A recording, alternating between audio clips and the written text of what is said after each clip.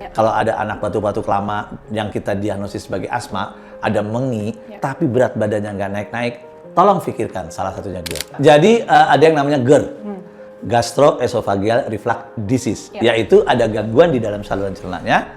Dia bisa dua mekanismenya batuk. Yang pertama memang refleks karena dia naik ke atas, naik ke atas, dia jadi refleksnya, ada sesuatu yang benda, maka dia batukin. Yang kedua mekanismenya adalah gara-gara asam itu, maka si saluran napasnya mengkerut. Nah, kalau dia mengkerut, pasti dia memproduksi lendir, maka dia juga harus dibatukkan. Jadi amat sangat erat hubungannya GERD dengan yang namanya batuk.